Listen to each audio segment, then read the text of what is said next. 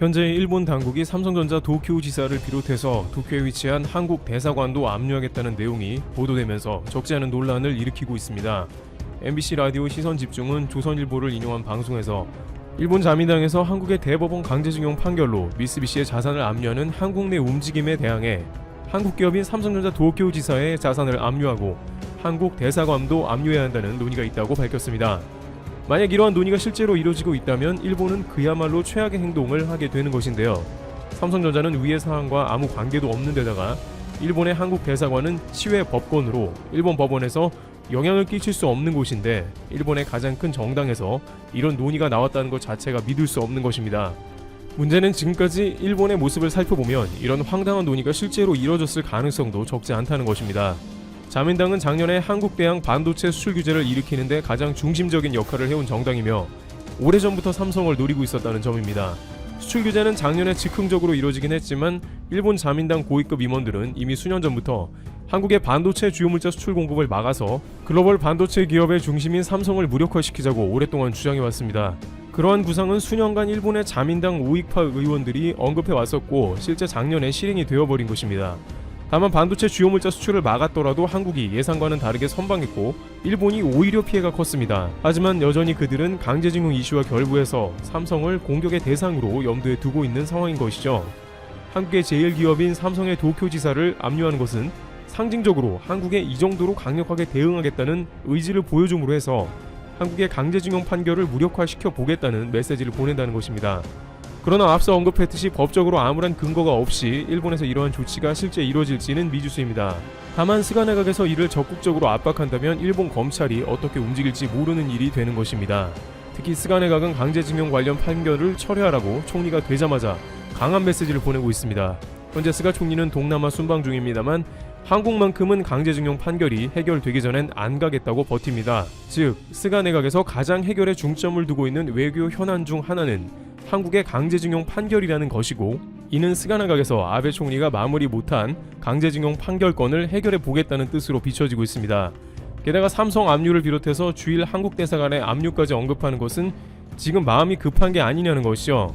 스가 총리의 잔여 임기는 1년 남짓인데 그 안에 어떤 성과를 내야 하므로 더욱 강하게 나온다는 것입니다.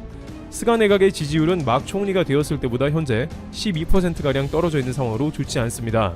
주요한 원인은 일본 학술회의 회원 임명 거부권으로 정부를 비판한 회원 6명은 임명을 거절해버린 것입니다. 아베보다는 공정한 총리를 기대했던 국민들에게 그 밥의 그나물이라는 실망감을 안겨준 것입니다. 그러다 보니 이러한 지지율 하락을 회복할 재료를 한국 때리기를 통해서 찾으려는 움직임이 나온 것이죠.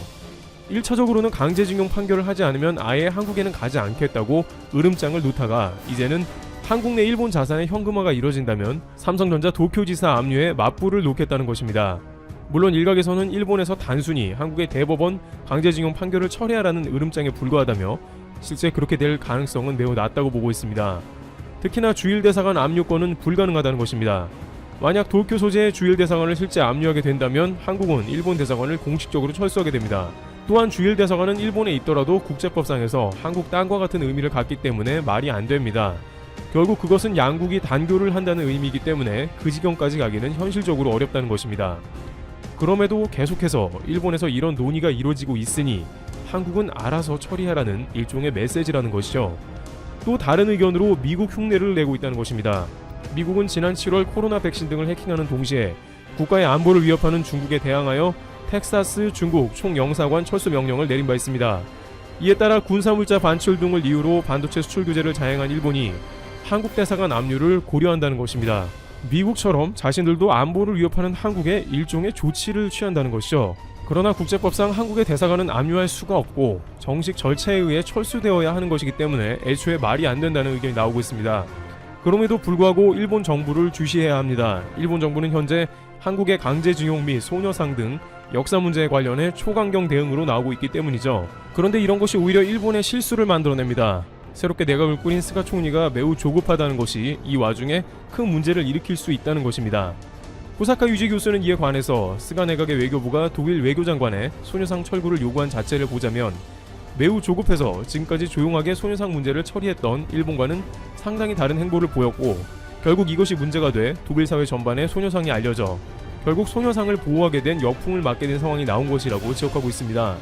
임기가 1년밖에 안 남은 스가 총리는 지지율을 최대한 올린 다음에 중의원을 해산해서 정식 총리가 되던지 아니면 차기 총리 선거까지 어떻게든 자신의 치적을 짧은 기간에 쌓아야 한다는 압박이 매우 큽니다. 한때 스가는 단순히 차기 총리의 연결고리 역할만 하다가 그대로 사라질 것이라는 전망도 나오긴 했지만 지금 스가 총리의 행보를 보면 차기 총리에 대한 야망이 적지 않음을 볼 수 있는 것입니다. 스가 총리는 코로나 방역 실패나 무너지고 있는 일본의 경제 전반에 깊게 관여할 것이라고 말하고 있습니다만 현재는 동남아까지 순방하면서 외교 치적에도 열을 올리며 매우 숨가쁜 일정을 소화하고 있는 상황입니다. 스가 총리는 여러가지 행정을 아베 내각에 비해서 거의 초고속으로 처리하고 있는 모습입니다. 후쿠시마 원전 오염수 문제는 아베가 결론을 못 내렸는데 스가는 올해 안으로 방출하는 것으로 결정을 내렸습니다. 이는 일본의 전국 어민단체가 강경하게 반대하고 있으며 일본 국민의 절반이 반대하고 있는 사안인데다가 주변국인 한국을 비롯해 각종 환경단체가 나서는 등 국제적으로 지탄을 받고 있는 상황임에도 불구하고 일본 정부의 관련 재정 지출을 줄이고 계속해서 지적되어 온 문제를 단번에 해결하려는 모습을 보여주겠다는 것입니다. 그러다 보니 이러한 막무가내식 밀어붙이기 정책 가운데 나오는 각종 부작용을 한국으로 잠재워 보겠다는 것입니다. 또한 스가 내각 특성상 더욱더 이런 정책을 제멋대로 밀어붙이는 것은 아베 때보다 훨씬 용이하다는 것입니다. 스가 총리는 이렇게 강경 정책을 남발해서 잘 되지 않으면 차기 총리에서 조용히 물러나 다시 일본 내각에 편입되고 이것이 성공하면 총리를 이어나가면 되는 것입니다. 또한 아베가 다시 차기 총리 선거에 등장할 수도 있습니다. 아베 전 총리는 오늘자로 퇴임 이후 야스쿠니 신사에 두 번째 등장해서 참배하는 모습을 보였습니다. 이는 아베 총리가 여전히 우익으로 구성된 일본 정계에 적지 않은 영향력을 끼치고 있음을 과시하는 동시에 차기 총리에도 등장할 수 있다는 설도 나오고 있습니다. 푸틴과 같이 잠시 2선에 빠져 있으면서 상황 정치를 하다가 적절한 타이밍에 다시 1선에 등장하는 것이며 그동안 스가 총리는 아베가 하기 껄끄러웠던 작업을 마무리하는 것이죠. 본래 한국과의 이슈에서 아베는 좀 더 밀어붙이려고 했지만 각종 무대에서 본의 아니게 문재인 대통령과 만나서 1대1 회담을 갖기도 하면서 차마 한국에 더 이상은 일부 강경한 정책을 진행하기가 곤란해졌다는 것입니다. 게다가 자신은 온갖 스캔들로 일본 내부에서 시달리니 잠시 뒤로 빠졌다가 다시 등장한다는 설도 있습니다. 호사카 유지 교수는 이에 관해 아베가 푸틴을 많이 연구한 것 같다는 의견을 제기하기도 했습니다. 차기 총리는 몰라도 최소한 일본 내각에서 일정 위치를 유지하면서 주요 정책에 관여할 것으로 관측됩니다. 그 가운데 아베가 즐겨 일본이 27일로 예상됐던 후쿠시마 오염수 해양 방출 결정 시점을 국내외 반발 여론을 고려해 다음 달 이후로 미뤘다. 한국은 주변 해양에 광범위한 영향을 끼칠 수 있는 중대 사안인 만큼 일본의 신중한 대응을 요구하고 있지만 자국 상황을 앞세운 일본이 조만간 결단을 내릴 것으로 보여 가뜩이나 악화된 한일 관계에 상당한 악영향이 예상된다. 가지야마 히로시 경제산업상은 23일 기자회견에서 후쿠시마 제1원전 오염수 해양 방출 문제와 관련해 27일 정보 방침을 정하진 않겠다고 말했다. 일본 언론들은 이번 연기에 대해 지역 어민 등 반대 여론이 생각보다 거세다는 점을 이유로 꼽았다. 하지만 가지야마 경산상은 적절한 타이밍에 정부가 책임을 지고 결정을 내리겠다고 덧붙여 결정 자체를 뒤집는 것은 아님을 분명히 했다. 앞서 스가 요시히데 총리는 지난 21일 기자회견에서 언제까지고 정부가 방침을 정하지 않고 뒤로 미룰 순 없다.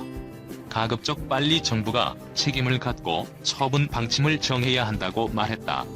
일본이 한국인들이 민감하게 받아들이는 후쿠시마 오염수 방출 방침을 사실상 일방적으로 결정하자 한국에선 중단을 요청하는 목소리가 쏟아졌다. 국회 과학기술정보방송통신위원회는 이날 후쿠시마 방사능 오염수에 대한 일본 정부의 안전한 처리 대책 수립 촉구 결의안을 내어 오염수에 대한 안전성이 확보되지 않은 상태에서 해양 방류를 계획하는 일본 정부의 강한 유감을 표명하고 국제사회와 인접국가의 동의 없는 방류 추진을 중단할 것을 촉구했다. 환경운동연합도 26일 서울 세종문화회관 앞에서 후쿠시마 핵발전소 오염수 해양 방류는 역사상 최악의 해양 오염이 될 것이라며 규탄 기자회견을 예고했다. 문제는 일본의 결정을 뒤집을 대응 카드가 없다는 점이다. 원전에서 발생하는 오염수를 기준치 이하로 희석해 바다에 방출하는 것은 국제원자력기구도 인정하는 처분법이다. 일본은 지금도 하루에 140톤씩 발생하는 오염수 문제에 대응하기 위해 다핵종 제거 설비라는 장치를 통해 삼중 수소를 제외한 방사성 물질을 제거하고 있다. 이렇게 처리된 오염수는 일단 후쿠시마 제1원전 부지에 설치된 1,000톤짜리 거대 탱크에 보관되는데 2022년 10월이면 오염수 저장 용량이 한계에 이른다. 니혼 게이제이 신문은 일본 정부와 도쿄 전력이 오염수를 500에서 600배 희석해 배출 기준치 이하로 낮춘 뒤 방출할 전망이라고 전했다. 일본 정부가 해양 방출을 정식 결정하면 설비 건설, 기준 마련 등의 준비를 거쳐 2022년에 오염수를 바다에 처음 쏟아내게 된다. 일본 정부는 일단 자료 공개 등 한국 정부의 여러 요청엔 가급적응한다는 입장이지만 얼마나 성실한 자세로 한국의 요구에 응할지는 알 수 없다. 앞서 22일 도미타 고지 주한 일본 대사는 투명한 정보 공개와 국제사회의 동의를 요구하는 이낙연 더불어민주당 대표에게 받아들이겠다고 답했다. 방사능에 극도로 민감한 한국 여론을 생각할 때 이번 사태가 한일 갈등을 더욱 증폭시킬 것은 분명해 보인다. 당장 일본산 수산물의 수입 금지 범위를 넓히라는 요구가 쏟아질 수 있고 지난해 같은 자발적 불매 운동이 시작될 가능성도 높다. 이런 반발 분위기에 일본이 감정적으로 대응하면 한일 관계를 파국으로 몰고 간 지난해 7월 일본의 수출 규제 보복 조처 때와 같이 상호 보복전이 재발할 수도 있다. 후쿠시마 오염수 안전우려 쇄도 일정부 27일에 결정 안 한다. 일본 정부가 후쿠시마 제1원자력 발전소의 오염수 해양 방출을 검토하는 가운데 일본 내에서 안전성에 대한 우려가 쇄도했다. 일각에서는 내주 초 처분 방식을 결정한다는 보도가 있었으나 일본 정부는 이를 부인했다. 23일 교도통신에 따르면 일본 정부는 후쿠시마 원전의 탱크에 보관 중인 오염수 처리와 관련해 4,011건의 의견을 접수했는데 이 가운데 다핵종 제거 설비 등으로 거른 오염수가 인체에 해롭다는 의견 등 불안감을 표명한 것이 2,700건에 달했다. 의견을 표명한 이들의 약 67%가 안전성에 대한 의문을 드러낸 셈이다. 엄연히 반대하는 가운데 결론을 내서는 안 된다는 것 등 합의 절차에 문제가 있다는 점을 지적하는 의견이 약 1,400건이었다. 일본 정부는 오염수를 어떻게 처리할지 아직 결론을 내리지 않았으나 해양 방출 수순을 밟을 것이라는 관측이 지배적이다. 후쿠시마 원전 인근 지자체나 어민들은 오염수 해양 방출이 현지에서 생산되는 수산물에 대한 불신을 낳을 것을 우려하며 반대하고 있다. 일부 일본 언론은 일본 정부가 27일 관계 강요 회의를 열어 처분 방침을 결정할 것이라고 보도했으나 담당 장관은 이를 부인했다. 하지야마 히로시 일본 경제산업상은 후쿠시마 원전 오염수 처분 방식을 결정하는 시기가 27일이 아니라고 23일 밝혔다.